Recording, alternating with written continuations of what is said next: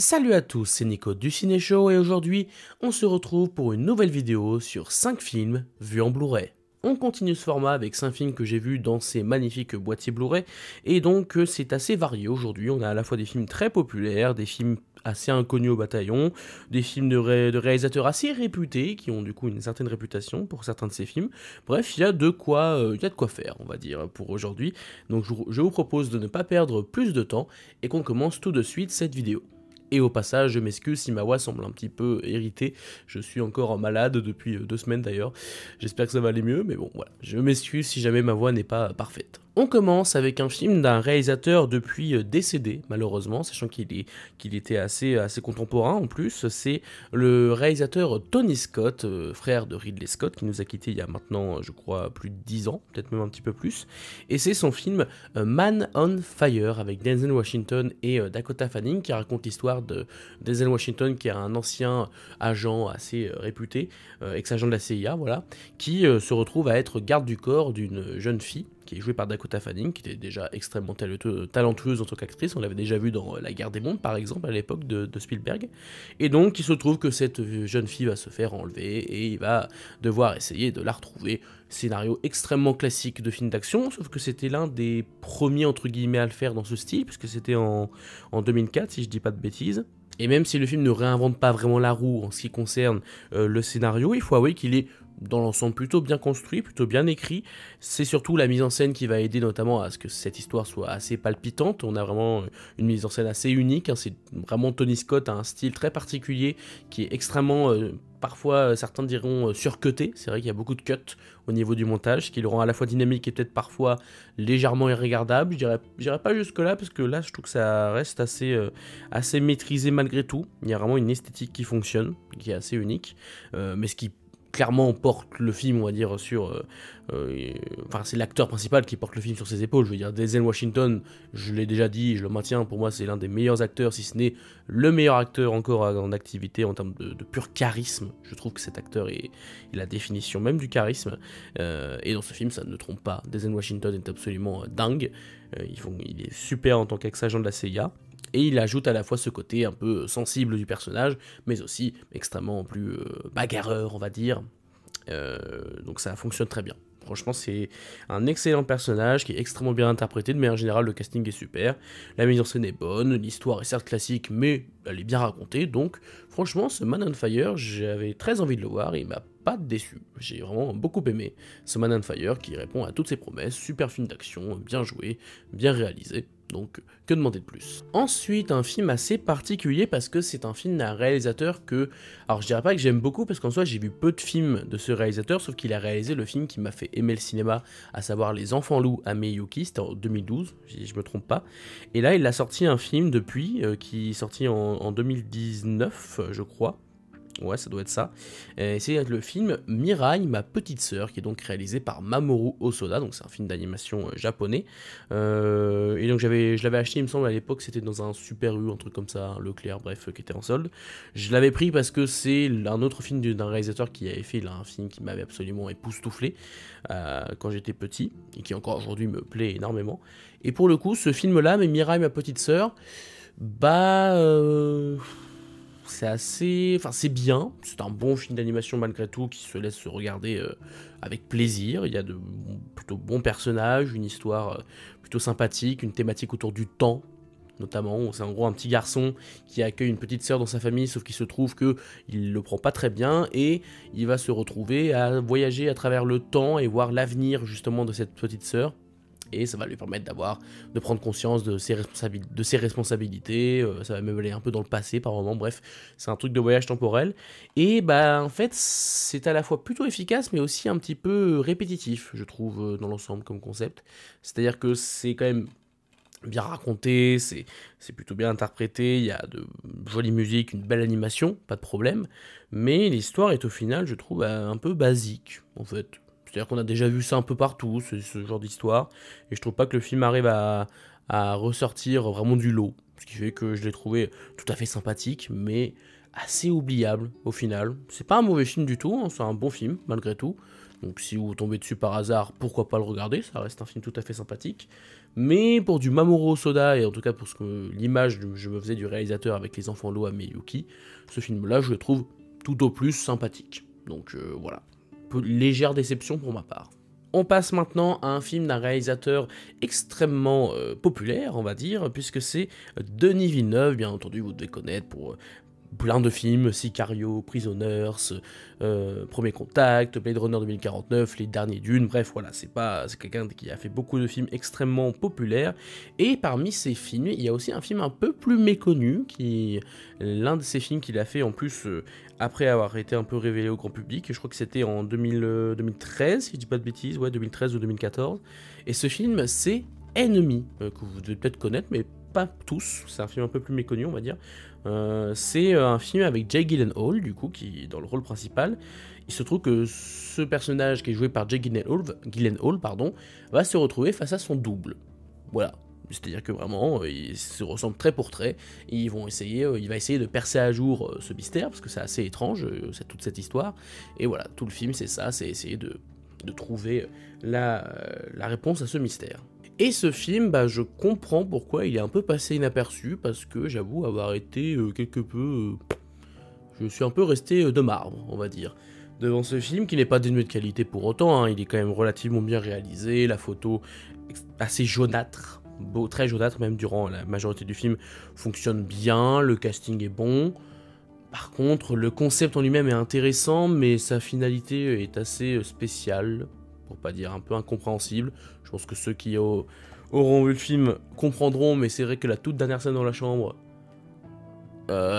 c'est compliqué de comprendre ce qui se passe. Voilà, j'en dis pas plus. Mais j'avais regardé quelques vidéos de théorie sur le film qui se tenaient bien, mais même en prenant en compte du coup ces théories qui expliquent une grande partie du film, je trouve que le film n'est pas plus passionnant que ça, en fait. Ça se regarde malgré tout, hein, c'est un film efficace, on va dire, dans son mystère notamment. Mais, ouais, il manque un truc, hein, clairement il manque un truc dans ce film qui fait qu'il aurait pu passer de film sympathique mais oubliable à vraiment un thriller mystère beaucoup plus impactant. Donc voilà, je dirais pas que c'est une déception, parce que je savais que le film n'était pas... extrêmement réputé, on va dire, mais voilà, c'est un film assez oubliable dans la filmographie de Denis Villeneuve, ce qui est vraiment dommage, mais s'il y a des fans de ce film dans les commentaires, n'hésitez pas à vous manifester, parce que moi je serais curieux de vous lire. Le prochain film, avant de conclure avec le film suivant qui, vous allez voir, est extrêmement connu, pour pas dire l'un des films les plus connus, je pense, des années 2010. Mais en attendant, on va parler d'un film que j'ai acheté il y a plusieurs mois, voire même plus d'un an, je sais plus exactement. C'est un film qui me faisait de l'œil parce que c'était un found footage, qui est un genre que j'apprécie pas mal. C'est le film Europa Report. Donc found footage, ça veut dire que c'est un film qui est un enregistrement retrouvé. Donc c'est-à-dire qu'on filme un peu comme ça, vous voyez, avec une sorte de caméra. Alors en l'occurrence, pour être plus précis, vu que ça se passe dans une sorte de vaisseau spatial, c'est les caméras du vaisseau qui vont servir de mise en scène en fait. Donc on va avoir les caméras de surveillance, les caméras au niveau des casques des astronautes, etc. Donc c'est plutôt pas mal, le concept se tient bien, surtout que le film en plus je crois est assez court, à 1h25, donc au moins il n'est pas très très long. Et il est pas mal, il est vraiment pas mal du tout ce Europa Report. En fait je pensais que c'était un truc un peu horreur sur les bords, parce que c'est souvent affilié à ça d'ailleurs, le found footage. Au final, c'est pas vraiment de l'horreur, il y a un ou deux éléments vite fait horrifiques, mais je suis même pas sûr de ça honnêtement. C'est surtout de la science-fiction, mystère, action, enfin c'est assez particulier, même un drame aussi, hein, soit un drame... le film se concentre pas mal sur ses personnages et le fait plutôt bien. Vraiment, la façon dont le film est raconté, je trouve que c'est pas mal du tout. Et sa fin est plutôt réussie. Elle peut décevoir certaines personnes, mais j'ai bien aimé la façon dont la fin explique pas l'histoire, mais explique un peu pourquoi on voit ça, justement, pourquoi on a vu cette histoire. Ça justifie ça de façon plutôt intelligente et voilà, j'ai plutôt bien aimé la fin, donc ça c'est un bon point également. Et les effets spéciaux étaient pas trop mal, surtout qu'à mon avis ça a pas dû coûter cher, je pense que c'est un petit budget, hein, vraiment un tout petit film, avec un bon casting en plus. On a Charles Copley, que vous devez connaître parce qu'il a joué dans District 9 et Elysium par exemple. C'est un bon film, je vous ai même pas dit de quoi ça parlait. En fait, c'est un groupe de scientifiques qui vont chercher des traces de vie plus loin dans l'espace. Et du coup, ils vont se retrouver dans une autre... Je sais plus si c'est un autre système solaire ou un truc comme ça. Mais dans tous les cas, ils vont chercher une nouvelle trace de vie. Et évidemment, vous vous en doutez, il va y avoir des péripéties qui vont être racontées dans cette histoire. Mais du coup, le film est vraiment plutôt sympa. J'ai vraiment bien aimé ce Europa Report, décidément je bégaye beaucoup aujourd'hui. Bref, si vous tombez dessus par hasard, bah pourquoi pas, c'est un bon petit film de science-fiction qui passe bien. Et enfin, le dernier film de cette vidéo, c'est un film extrêmement connu, vraiment, pour le coup, je ne mens pas. C'est un film réalisé par Martin Scorsese, sorti dans les années 2010 pour être plus précis, il est sorti en 2014, je crois, ou peut-être 2013, moi je vois 2014, oui, ça doit être ça, avec Leonardo DiCaprio, vous avez peut-être commencé à trouver, puisqu'en effet, je parle du film Le Loup de Wall Street, que je n'avais jamais vu, pour le coup. Celui-là, je l'avais acheté lui aussi il y a plusieurs mois, voire au moins un an, je sais plus exactement. Mais pareil, c'est un film que je voulais énormément découvrir, vu que forcément c'est un film très réputé de son réalisateur, et au-delà de ça, un film qui apparemment est vraiment excellent.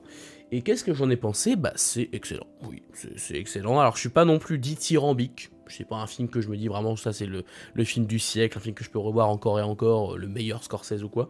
J'irai pas jusque là, disons que l'histoire ne m'a pas passionné outre mesure. C'est pas une histoire que je trouve passionnante vraiment à décortiquer, mais c'est une bonne histoire, ça y a pas de problème, c'est une histoire qui fonctionne bien, surtout que le film dure 3 heures et on s'ennuie presque pas. Faut dire que Scorsese généralement il gère plutôt bien le rythme de ses films. Et au niveau casting, bon, c'est impérial, hein, évidemment, on a DiCaprio, on a Margot Robbie, Matthew McConaughey, on a aussi, alors c'est l'acteur, il faut que je retrouve son nom parce que décidément j'ai du mal aujourd'hui, Jonah Hill, voilà, Jonah Hill qui est aussi très très bon dans le film. De manière générale, casting impérial, vraiment super le casting. La mise en scène, bon c'est du Scorsese, évidemment que c'est très très bien, c'est à la fois... Ça sait se poser quand il le faut, mais c'est extrêmement dynamique lorsque ça veut montrer à quel point la vie de la personne qu'on va suivre dans le film est extrêmement mouvementée, puisqu'en effet, l'histoire du film, c'est on suit l'histoire vraie de Jordan Belfort, qui était un courtier en bourse, et qui en gros était extrêmement doué dans ce domaine, on va dire, qui a fait beaucoup d'argent, il y avait beaucoup d'employés, c'était vraiment n'importe quoi, visiblement, dans son entreprise. Et bah, ça a un peu à la fois raconté son apogée et comment il a gravi les échelons, mais aussi un petit peu sa chute, en partie. Pas complètement, mais voilà, c'est aussi à raconter ça.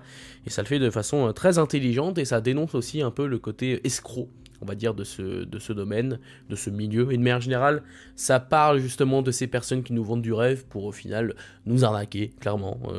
Donc c'est vraiment pas mal. C'est vraiment bien raconté, c'est un bon message qui est très cohérent tout au long du film, c'est extrêmement bien écrit. Et oui, voilà, c'est un excellent film. Mais j'ai pas un film sur lequel je peux m'étendre durant des heures, vous voyez. C'est un film que je trouve très bien fait du début à la fin, j'ai pas grand chose à dire de négatif, pour pas dire pas du tout en fait. Mais juste, voilà, le sujet ne me passionne pas plus que ça.